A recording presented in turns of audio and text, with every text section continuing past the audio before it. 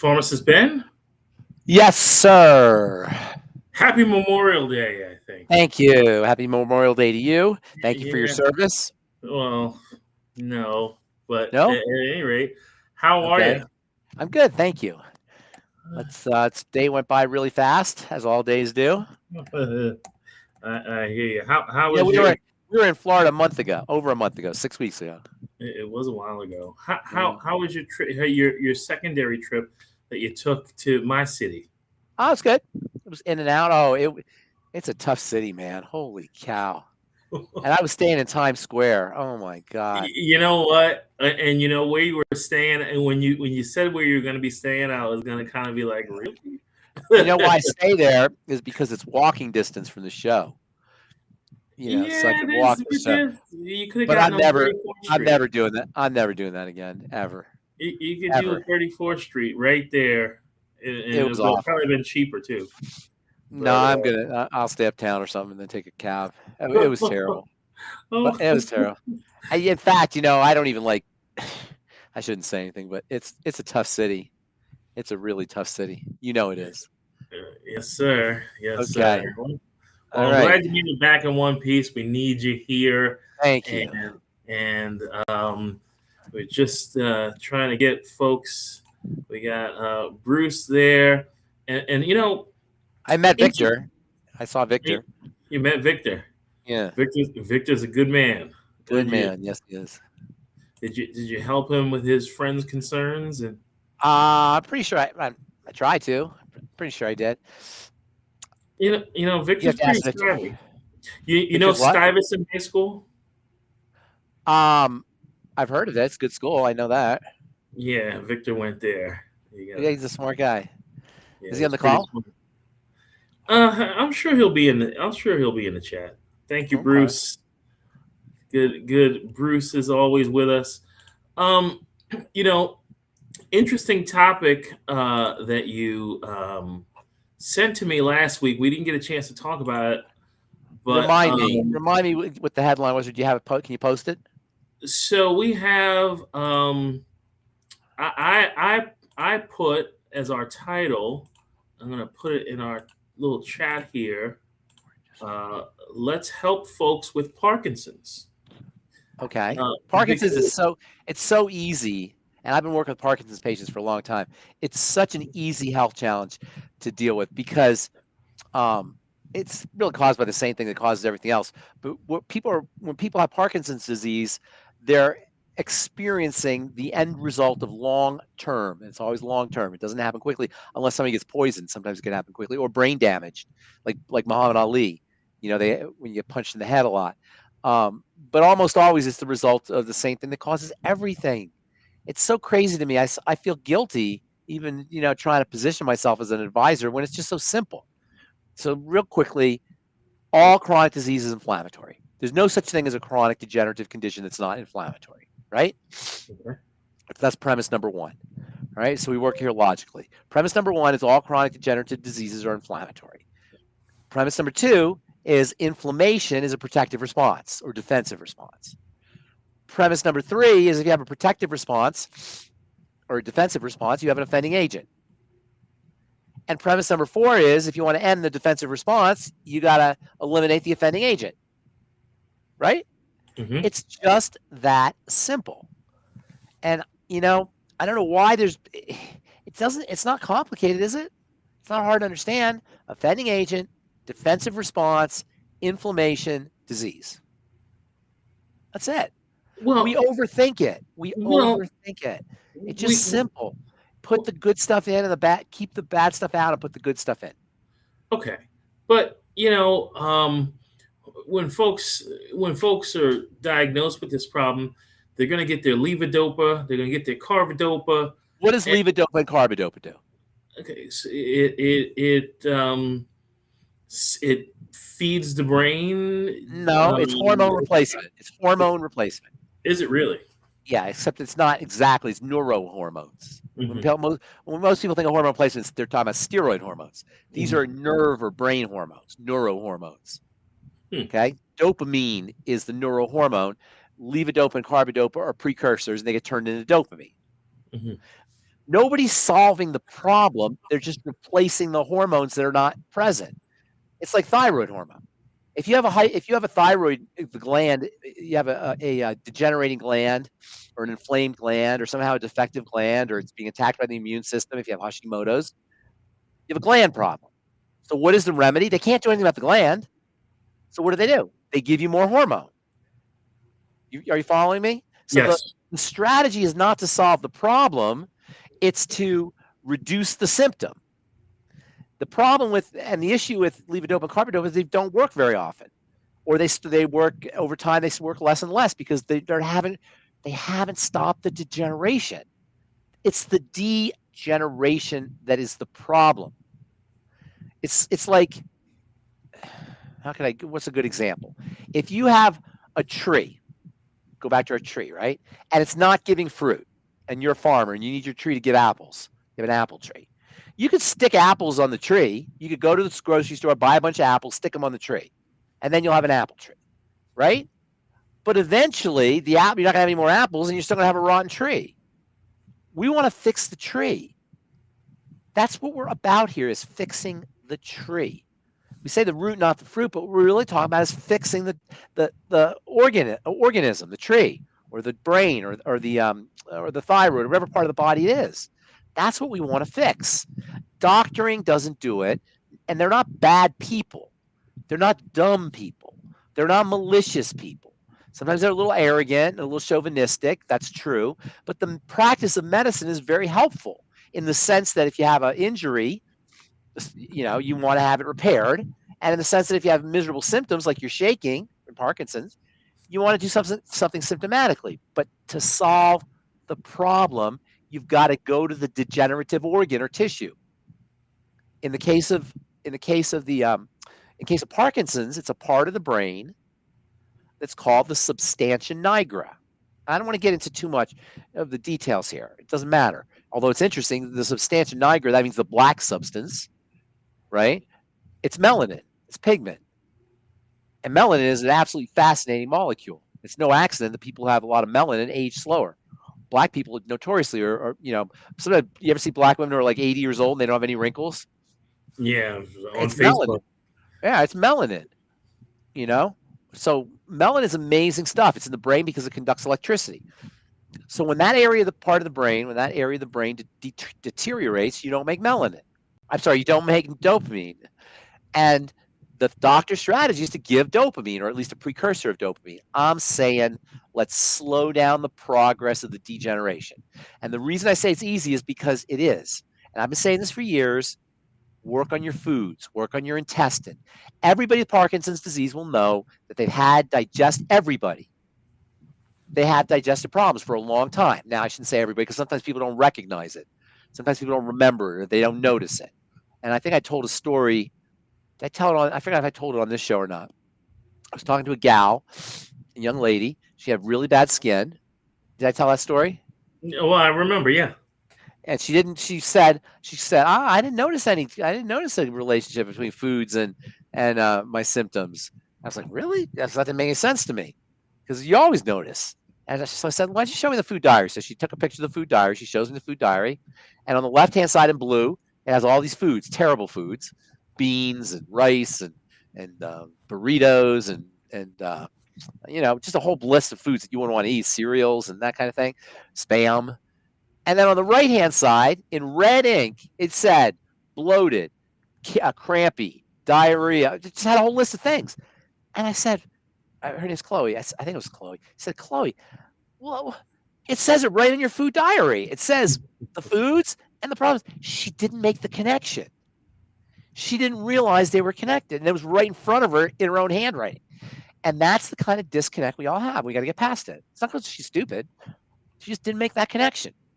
She told me, no, there's no relationship. And I was like, what? It's right there. Pharmacist Ben, Becca mentions that she's had 3 people in the last 4 weeks with Parkinson's symptoms. And, I've faced... Go online right now, like you did last week. Look up Parkinson's and dysbiosis. Right now. Parkinson's and dysbiosis. Or Parkinson's and intestinal permeability. or Parkinson's and endotoxins, or Parkinson's and lipopolysaccharides. Gut Or permeability, permeability and microbiota in Parkinson's disease. It's all over the place. It's all over the place. I'm not making this up. I mean, I happen to have seen it because it's logical. But if you want to go online, look it up. Look it up. It's not odd. It's not strange. It's not oddball. But Pharmacist Ben, but I guess what I'm dealing with is a struggle. And by the way, before I get into that, you mentioned melatonin. Yes, melanin. Melanin. Melanin. What's the difference between melatonin and melanin, real quick? Melanin is a pigment. Melatonin is a hormone. Melanin is a color. It's black. Mela means black. Melanin is a black. You got lots of melanin in your skin. There's melanin. Do I really? Lots of melanin. You're rich in melanin. Tell. No, you're Mr. Melanin. Melanin. Okay. They make computer chips out of melanin. Melanin is an incredible molecule. Okay. I did an interview with George Norrie, and it's on TikTok now, and it's got 4 million views or some crazy amount of views with me talking for 30 or 60 seconds on melanin. And people reposted it all over the place. I think it was TikTok. Okay, but then melatonin is not a derivative? Melatonin, no, nothing, not at all. Melatonin is a hormone that's a very important hormone. Melatonin is involved in sleep and also in digestive health. Melatonin is a fabulously valuable hormone, very protective, antioxidant. It's an amazing molecule. Melanin is a pigment. Okay. There's no you can't take melanin orally. It's a pigment, but you can take melatonin orally. Okay, but in the article, it mentioned sleep being a factor for Parkinson's. So, when we sleep, our brain cleans itself out. You have a part of your brain called it's like a circulatory system for waste. It's called the glymphatic system. The brain and brain cells are constantly making waste because they're constantly working. When a cell constantly works, it makes waste. That waste has to be drained out. Under conditions of nutritional deficiencies and excitotoxins and poor living and smoking and drinking and drugs, the waste accumulates. So over time, if the glymphatic system is not draining out, that waste will cause toxicity. So sleep is one of the ways we detox our brain. And that's true about dementia also. And by the way, Parkinson's disease, which is a movement disorder, is associated with something called Parkinson's dementia. It's one of the types of dementia. And who cares if you forget where you lost your keys or you're delusional? You don't care if it's Alzheimer's dementia or Parkinson's dementia or Lewy body dementia. That's irrelevant distinctions. That's red herrings. It doesn't matter. It matters that the part of your brain is deteriorating and it's making you demented.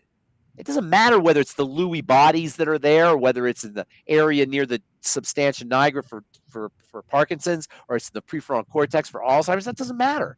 They create irrelevant distinctions, and we fall for it. So, I don't have Alzheimer's. I have Lewy body dementia. I don't have Lewy body dementia. I have Parkinson's dementia. It doesn't matter. It's a degenerative condition of the brain, of the organ called the brain. No matter what it is. The proper word is degeneration, not Parkinson's. Do you get it? We want to get away from the nomenclature, and we want to return back to these generic biochemical breakdowns. You can't treat Parkinson's, but you can treat degeneration. Follow me? Yes. You can't treat the nomenclature, but you can treat the biochemistry.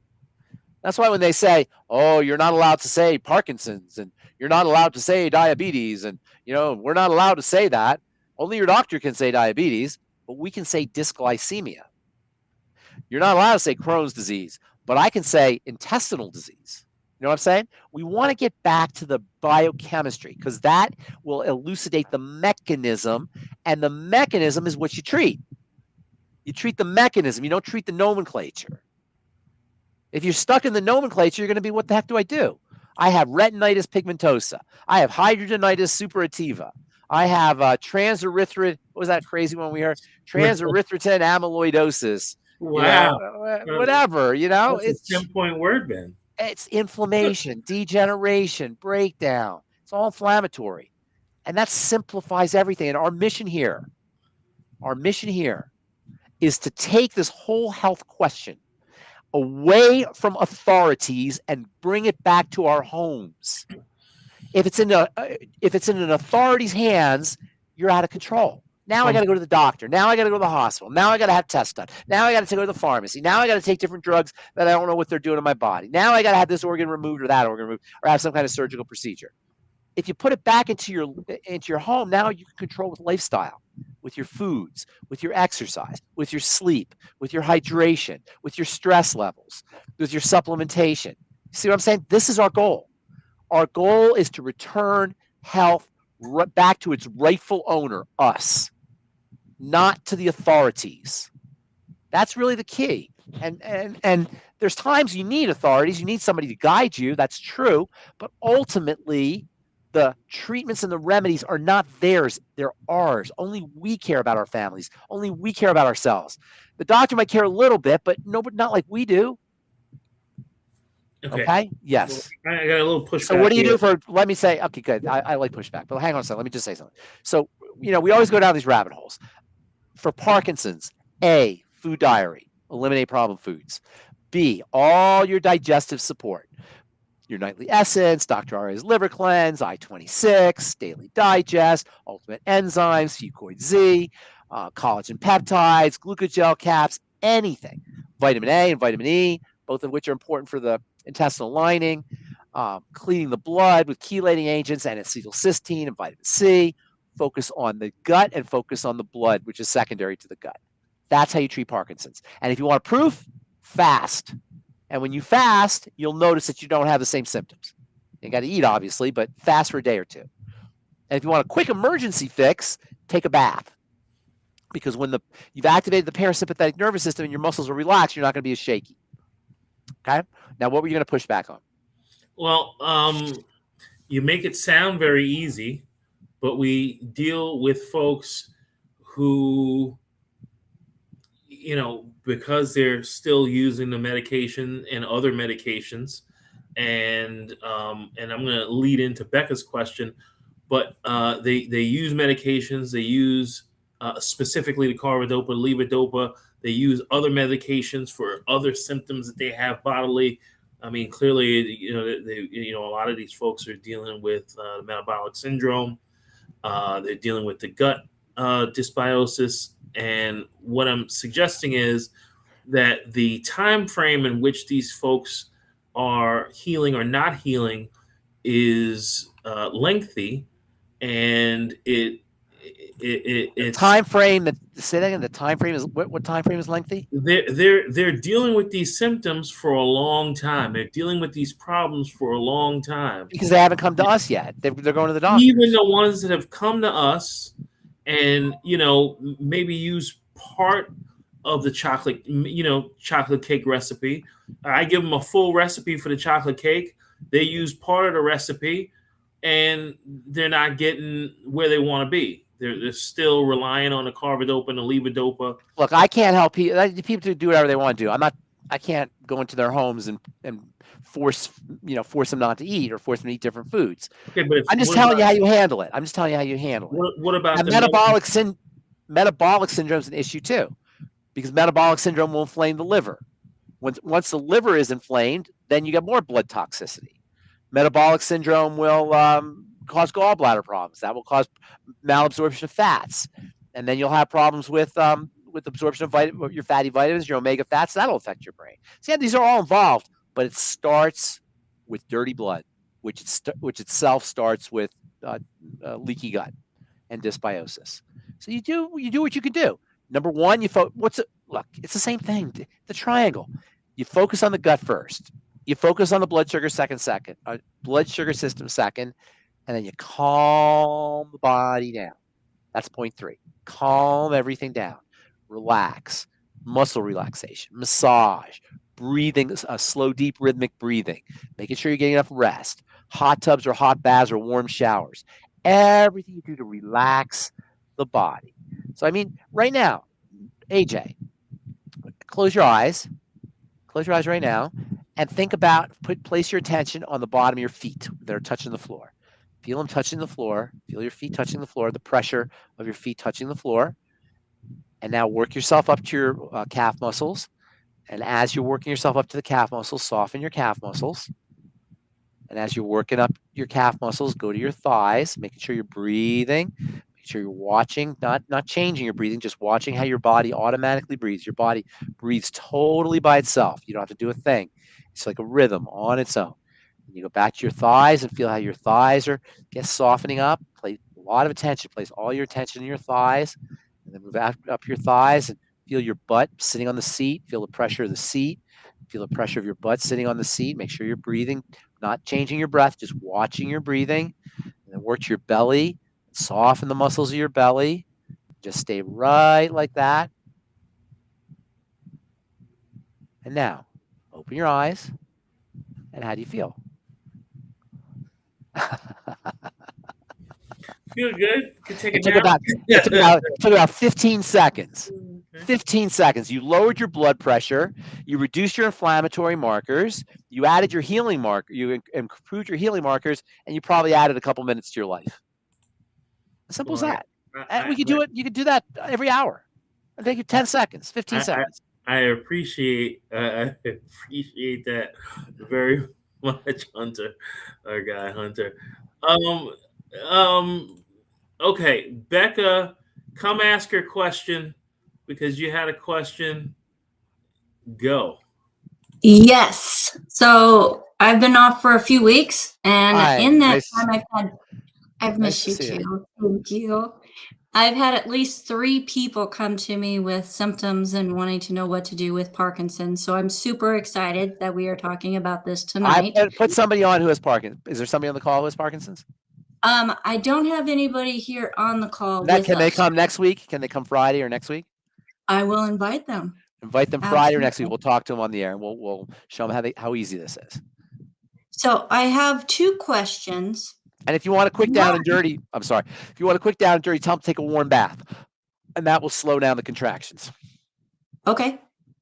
So what can we do about those that are on medicines blocking the dopamine?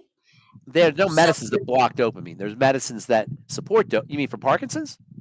For blocking, well, just in general, things like the antipsychotics or the antipsychotic, those kinds of drugs. So you're saying, what do you do to have Parkinson's and you're on an antipsychotic? Oh, they are on these prescriptions. And they have Parkinson's-like symptoms. They have movement disorders. Yes, they call them tardive dyskinesia. Have you heard of that term? Tardive dyskinesia. No. Yeah, tardive dyskinesia is movement disorders like tics, that kind of thing that people will get, and you may have seen them. You may have seen people like that. They're psychotic. They're in antipsychotics, and one of the sides is like this kind of thing. Yeah, like that. So guess what the treatment is? More drugs. They give drugs for the tardive dyskinesia. So yeah.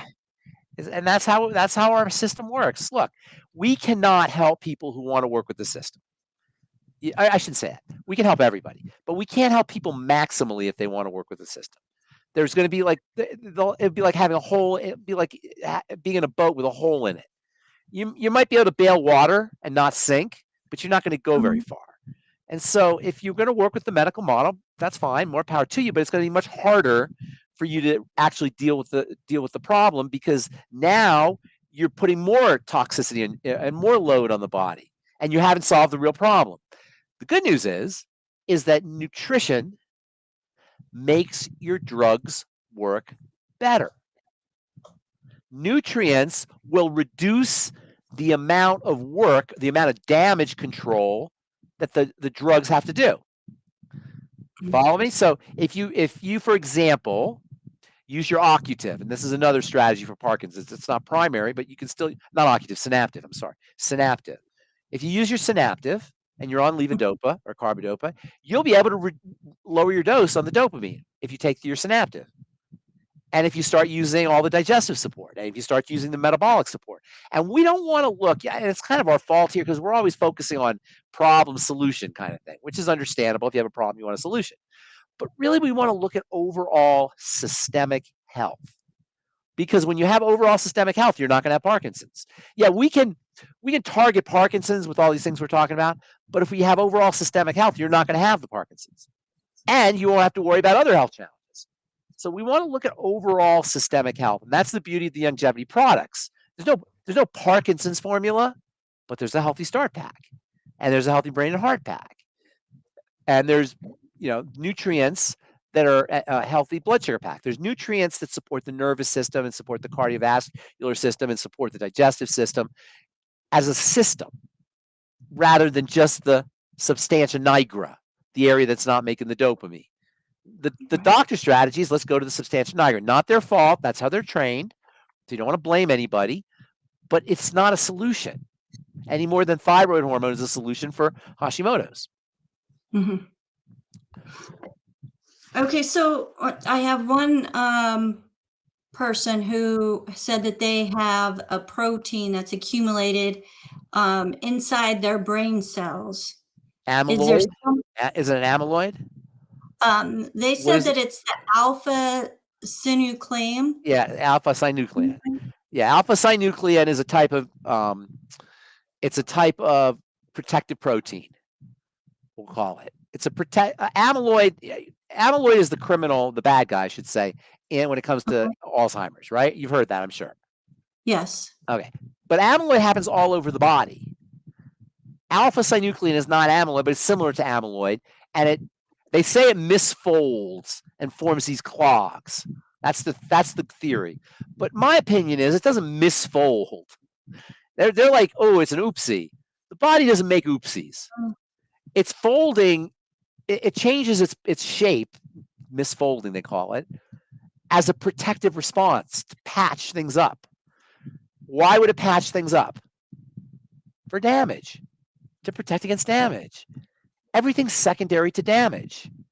Everything is secondary to degeneration. Degeneration's damage. Everything is secondary to something that's getting into the system that's breaking it down, or a combination of nutritional deficiencies. And when you have leaky gut and intestinal problems, you have both because you got to absorb nutrients to your intestine. So it's not hard. Let me say this again. It's simple, but it's kind of hard to change your life. And that's really what we're talking about here, is to change our life. Most people have Parkinson's. Do little children have Parkinson's? Do you ever hear a teenager with Parkinson's? Not normally. Did you ever hear of a 20-year-old Parkinson's? What does that tell you when Parkinson's only happens as you age? What is that telling us? Right down. It's degenerative. It's degeneration. Yeah, it's right there. If it's degenerative, that means it's the accumulation of things that are causing the body to degenerate, and in combination with nutritional deficiencies. So anybody who has Parkinson's, number one, all the food stuff. Number two, metabolic syndrome. Number three, calm the body down. Number four, pound nutrients. Pound. When we talk about pound, this is also important because the conventional wisdom is RDA, right? Recommended daily allowance. That's conventional wisdom. No, say what it really is. The ridiculous deficiency allowance.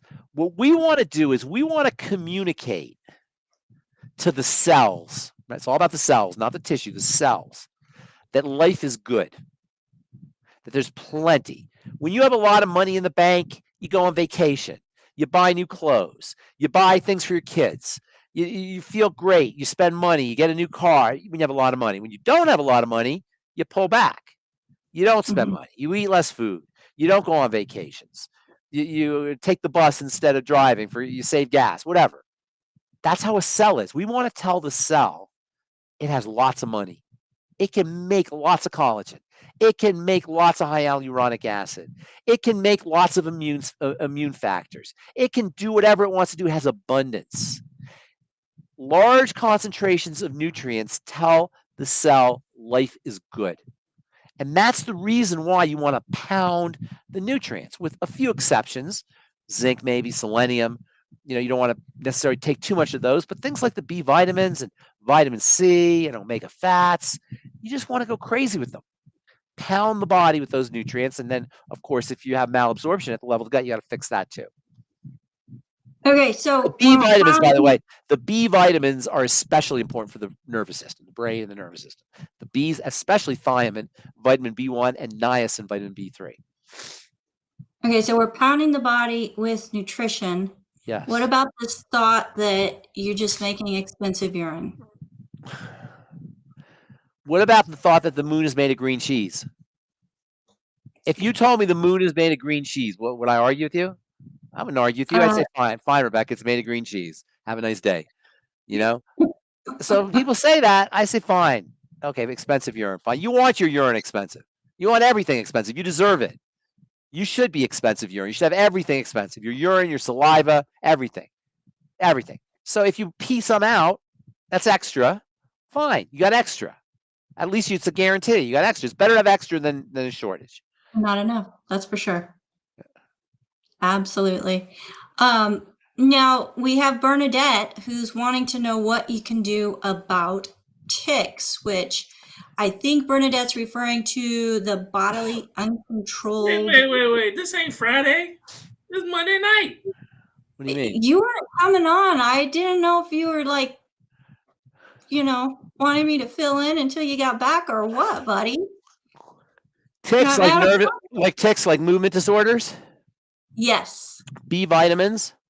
B vitamins are your nervous system vitamins. Omega fats, magnesium, selenium, healthy brain and heart pack, synaptive, and then look for other symptoms. Nobody just has tics. Nobody just has movement disorders. So look for other symptoms. That's always what you want to do. Aside from digestive issues, all other symptoms have things beneath them. Root, not fruit, right? So if you have like Crohn's disease, that's obviously an intestinal problem. But if you have high blood pressure, that may seem like it's a blood pressure problem, but there's something underneath it. The doctors can't really treat high blood pressure effectively except with antihypertensives because the problem is not at the level of the blood pressure. The problem is at the level of the blood, which is in turn at the level of the digestive system and the blood sugar system. So if you have a symptom, anything other than a digestive symptom, digestive symptoms are foundational. Other than digestive symptoms, work backwards. Go back the way you came. So I had a grandmother reach out to me early this morning. Share her grandson since the age of 6, he's now 9, has had symptoms of Tourette's with the involuntary movements, involuntary verbal outbursts. And this all comes down to digestion. It probably does, but what I would do when yes, probably because it's always the triangle underneath, but look for things. Yes, look for things, and this is very similar to autism. Same idea. Look for things. You want to become like a detective. Really, what we're talking about here is forensics, like CSI. The Tourette's is the murder or the crime, and now we want to look for clues. So we do forensics. We work backwards. What are some of the clues? Really, it's going to be digestive or it's going to be blood sugar. Cortisol and thyroid are usually involved too, but they're not the first things. The first points in the triangle are the two at the bottom. Triangle of disease, always. All right. Thank you so much, AJ. Hi, AJ. All right. So, Pharmacist Ben, so you're talking about this triangle and that everything goes, everything is related to the triangle. Yes, everything. But how do we make it? I mean, like for example, Becca mentioned this young child dealing with these Tourette syndromes. Yes. How do we get her folks to understand? We don't get our folks to understand. You never get anybody. Can't eat Fruity Pebbles, and you don't. You let people eat Fruity Pebbles. People get to eat Fruity Pebbles. They get to do that. You don't tell people what to eat. Have you ever tried telling people what to eat when they're eating French fries and you ever talk to them about it? It doesn't go over well. Nobody wants to be told. I don't ever tell anybody what to eat. They have to ask. I don't tell anybody anything unless they ask. Well, clearly they asked Becca. If they ask, then how do you get them to see the relationship you're saying between the fruity pebbles? Yeah, I mean, well, look, food diary. That's usually a good idea because then they can see for themselves. Yeah, people are completely oblivious to the link. Yeah, food diary. That's why I like a food diary so much, because you can actually see the link for yourself. Oh my God! Every time I have corn, I bloat. Every time I have oats, I get breakout. Every time I have beans, I get hives. Whatever.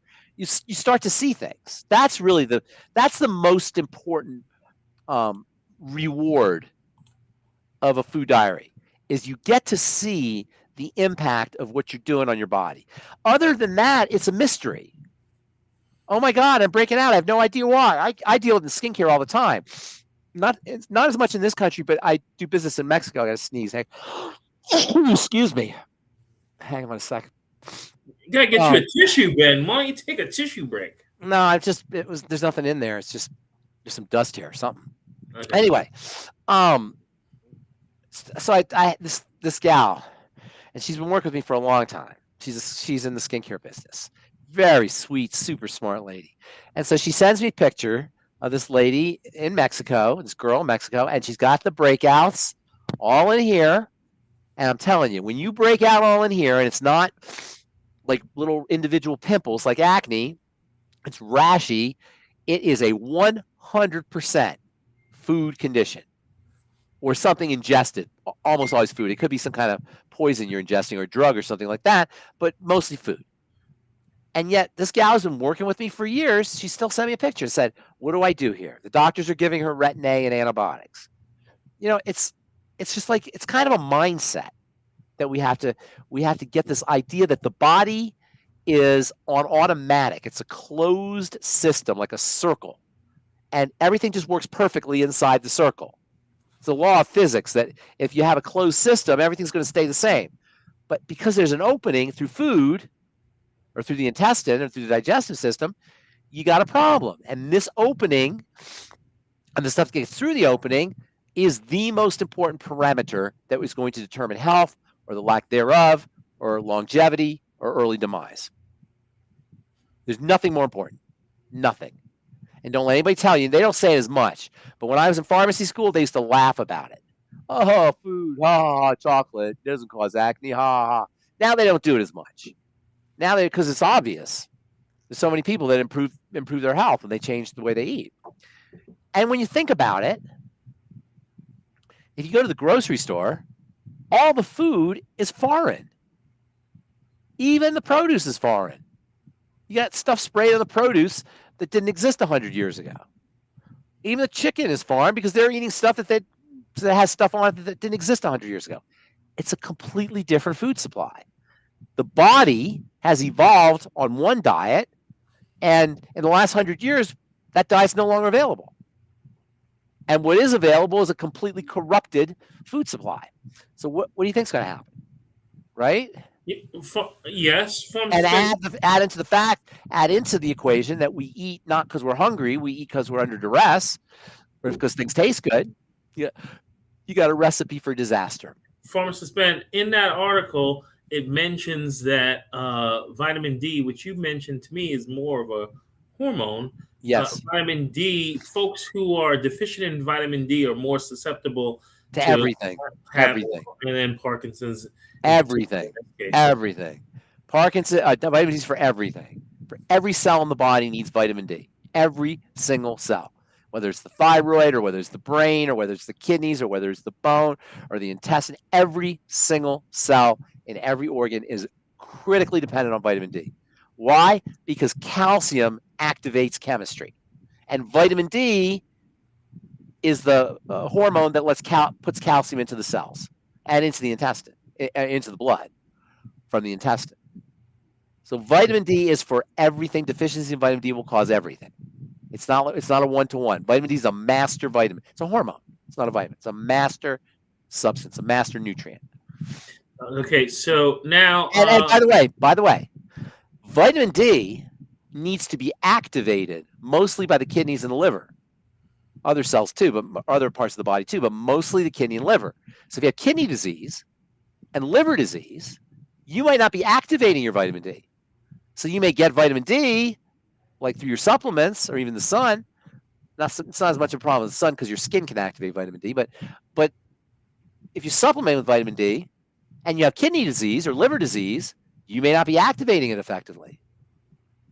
That's why they actually give you, if you have severe kidney disease, they'll give you pre-activated vitamin D, calcitriol. It's like a pre-activated form. Because you can't activate, you're going to have a problem with calcium. On Facebook, Pandu is saying, and again, Pandu is looking at the fruit and not the root. She's saying high dose, 100 milligram a day of astaxanthin can reverse Parkinson's. That's silly, but it's good though. That's not going to reverse Parkinson's.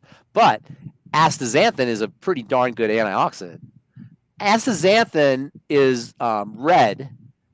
It's what gives salmon their power to swim upstream. It's an incredibly, incredibly valuable nutrient. It's not going to cure Parkinson's. That's not true. But it's super valuable. Super, super valuable. And it's not going to hurt if you have Parkinson's. I love astaxanthin. I'm a big fan.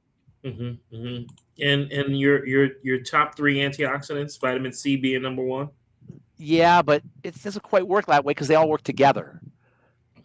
Probably the alpha lipoic acid. I like that one because that's both water soluble and fat soluble. And then hydrogen. Hydrogen is an incredible antioxidant. Hydrogen, vitamin C, and alpha lipoic acid, the first 3 that come to mind when I think of my favorites. Uh-huh. And Becca's asking what your supplement. It's a supplement. What's your favorite source of acid? Salmon. If I had to eat it from food, I get salmon. And by the way, salmon, get it from where? How does salmon get their astaxanthin? Wild caught always. Wild caught? Where do they get?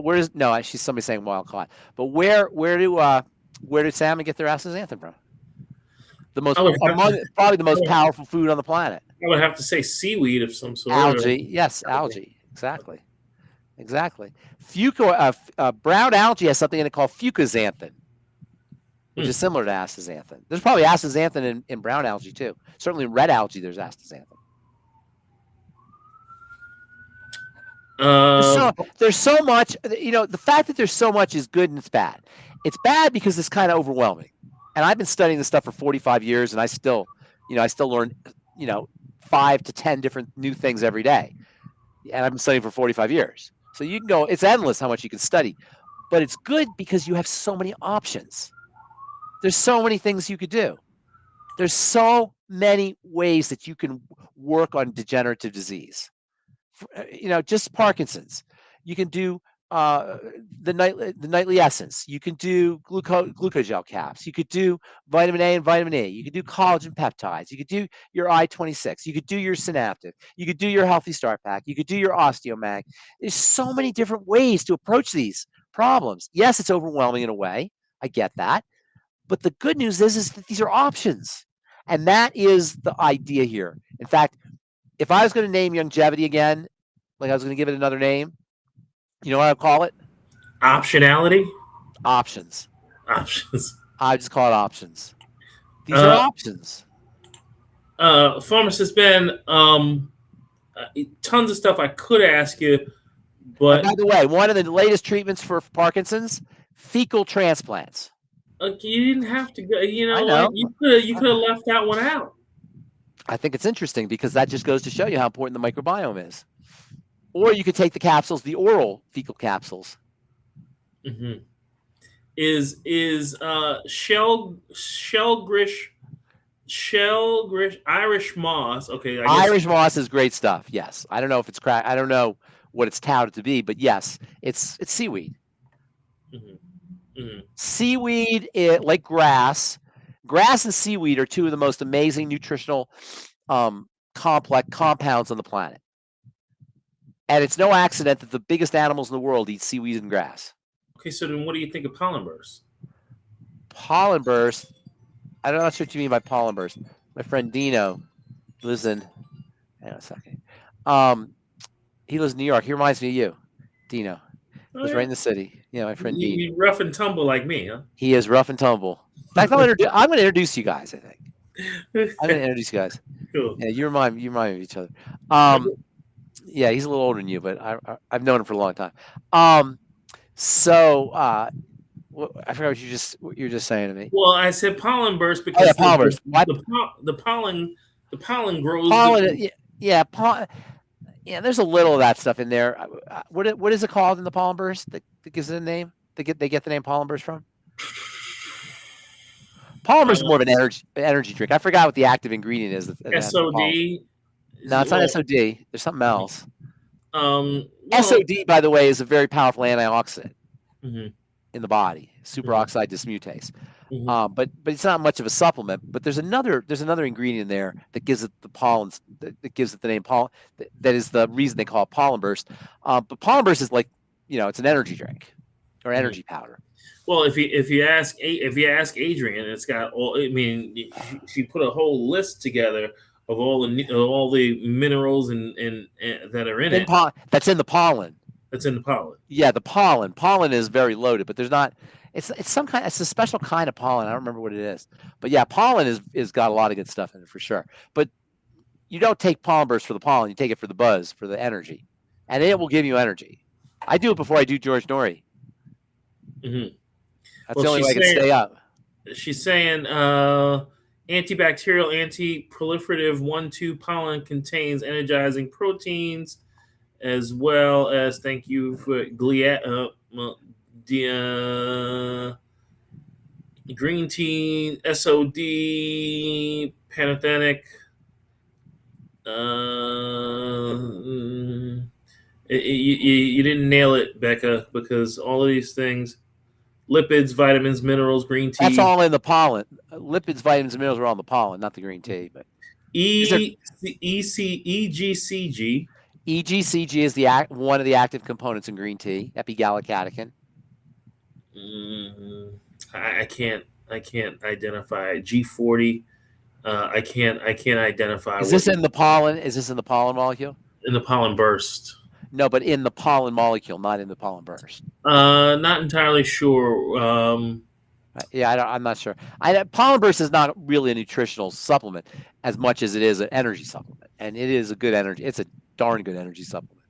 Mm-hmm. It's like a healthy version of coffee. I mean, healthier. Coffee is somewhat healthy, but a healthier version of coffee. Mm-hmm.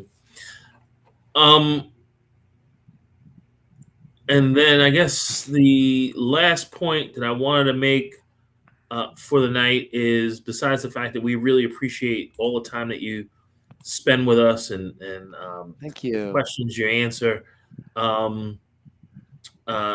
There's one other question here. What is Pharmacist Ben's view on urine therapy? And, Becca, you've been gone. We actually talked about this. Yeah, we did talk about urine therapy. It's amazing. It's amazing. Urine contains stem cells and peptides and anti-aging compounds and steroid hormones and anti-inflammatory molecules. It's amazing stuff. The urea is great for your skin, your hair. I remember when I was a kid, I watched this National Geographic special with these little kids, African kids, washing their hair under a cow. Cow was urinating on their hair, and they were washing their hair.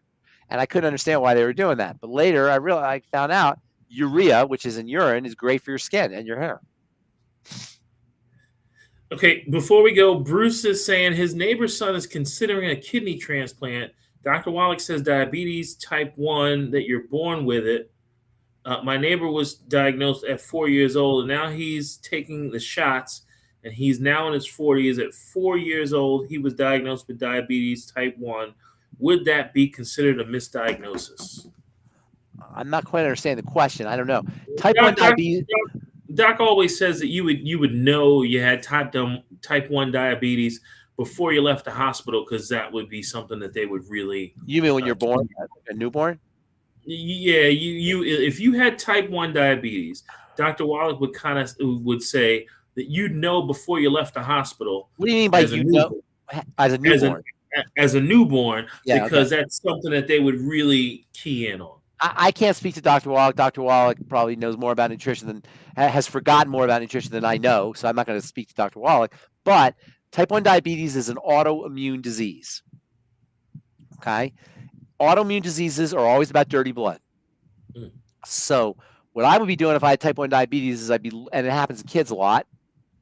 Milk is is thought to be a big problem with type 1 diabetes, but I would be looking for allergenic proteins and also digestive problems. So I'd be looking for milk allergies, grain allergies, protein allergies, basically. All allergies are proteins. And then I'd be doing a food diary for all autoimmune diseases. Type 1 diabetes is rheumatoid arthritis of the pancreas. Type 1 diabetes is Sjogren's syndrome of the pancreas. Type 1 diabetes is lupus of the pancreas. You understand what I'm saying? It's the same mechanism in a different place. It's not special in any way in the realm of autoimmune diseases. It's just another generic autoimmune disease that happens to be affecting the pancreas versus the nerves in multiple sclerosis or the connective tissue in lupus or Sjogren's syndrome or rheumatoid arthritis. They're all the same. It's just a different part of the body. The part of the body doesn't matter. It only matters, the special part of the body only matters to the specialist because that's how he gets paid. It's like if you have if you had a leg problem, you can go to the foot doctor, you can go to the shin doctor, you go to the knee doctor, you go to the hip doctor, but it's all your leg. You know what I'm saying? It's not like your foot is different from your knee when it comes to degeneration. When it comes to whatever, tweak you made, the fact that's in your toe versus your knee, it's not relevant. If you have an inflammatory condition in one part of your body, it doesn't matter that it's in that part of the body. It matters that you have an inflammatory condition. And that's kind of a mindset that we have to look at. We got to get away from the nomenclature, away from the locus of where the degenerative condition occurs, and back to the basic mechanism, which is degeneration, inflammation, dirty blood, leaky gut, metabolic syndrome, these basic biological, pathological breakdowns. Pharmacist Ben, we're going to end on something very controversial for Longevity Nation. Okay. This topic is the most controversial topic in Longevity Nation. I'm going to bring Becca on for this. I would even bring Keely on if she had her camera on. This, by far, is the most controversial topic in Longevity Nation. And the question is, Pharmacist Ben, can I use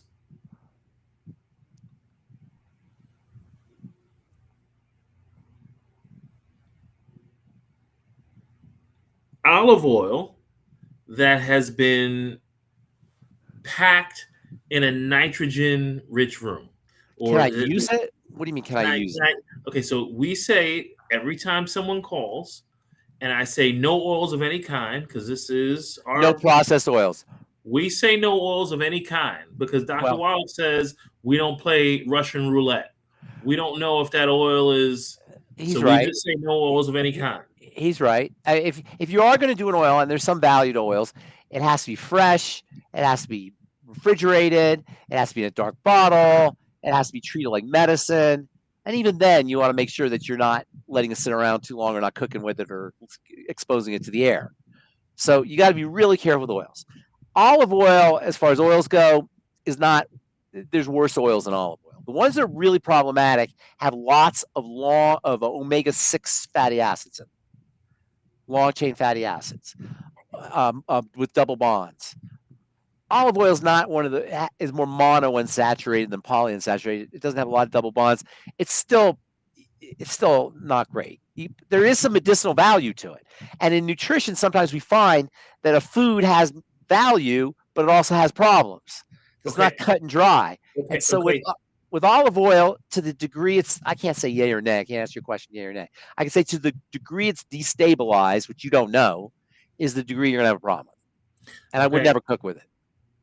Never cook with it. Okay, so now I guess what I'm getting at is they're saying online that, and Dr. Google, they're saying online in every platform you go to in those reels, they're saying that if you consume olive oil, it will burn the fat in your cells.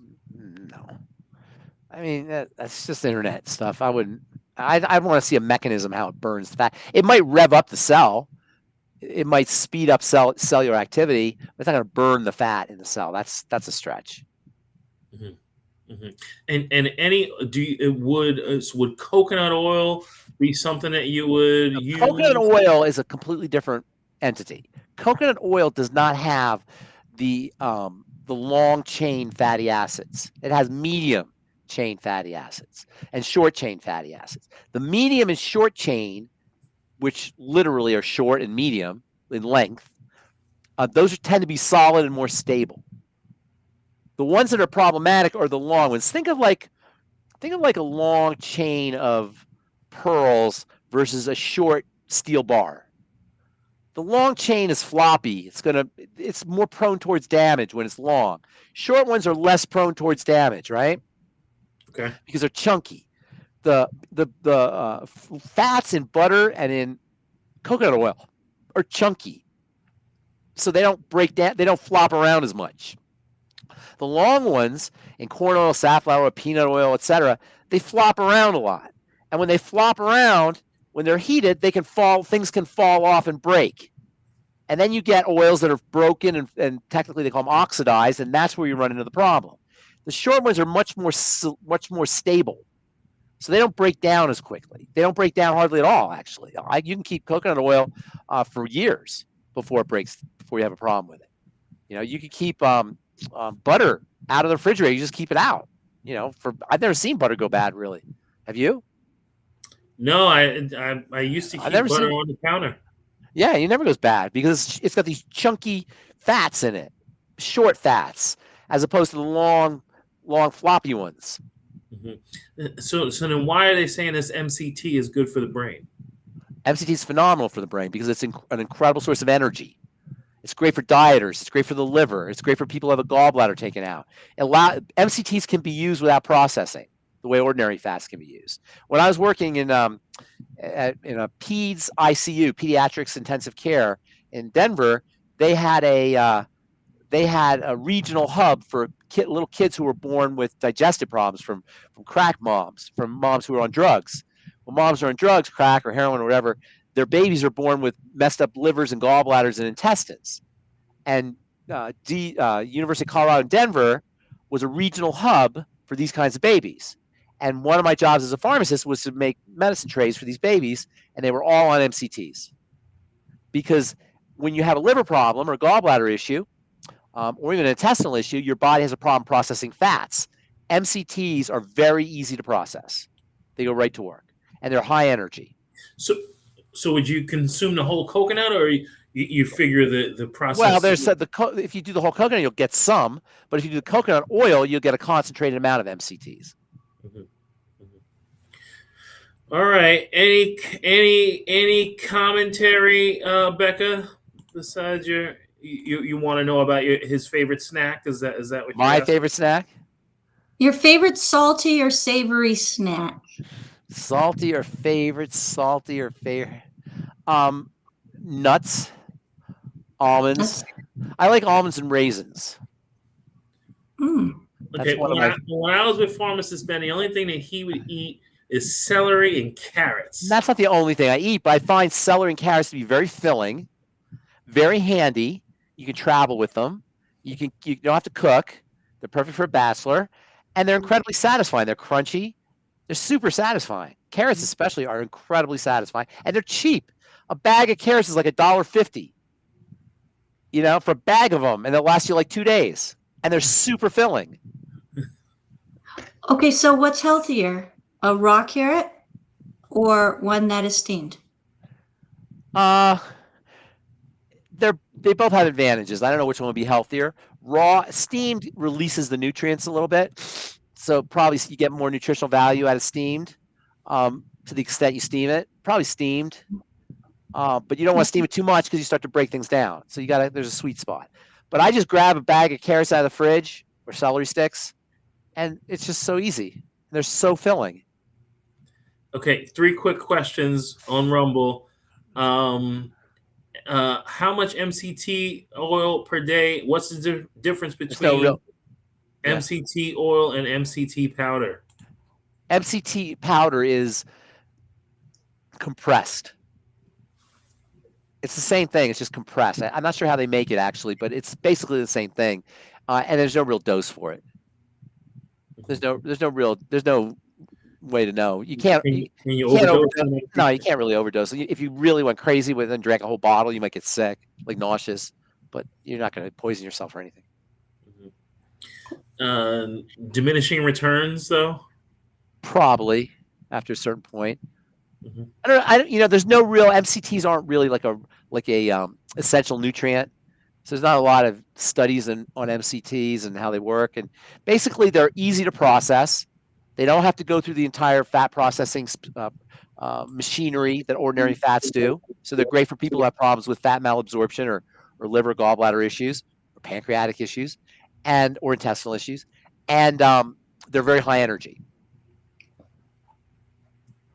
Pharmacist Ben, last week you mentioned that we could benefit society by having more people teaching others like we try and do every day. Yes. Yes. And I have someone inquiring because of your plea. Please, can we have another plea? Yes, you guys. I love doing this, but you can do it too. And you can make money doing it. You can help people. You can have the satisfaction of changing people's lives. You can learn about nutrition for yourself, for your family, for your friends. And it's just a fascinating thing to do. And it's the Lord's work, helping people who are sick. This is the greatest service job there is. Why do you think I do this? And AJ and Rebecca, for that matter, and Ruth Ellen and Keely and all the people who are doing this. This is a great service. Come on, you guys. And then you're going to make money at the same time. And we'll help you. And we can be a family. We can do it all together. Sign up with AJ at fruitnotroot.com. I'm sorry, rootnotfruit.com. That's right. Rootnotfruit.com. And Pharmacist Ben, you are the absolute man, and we appreciate you. And like Becca said, be a part of the solution.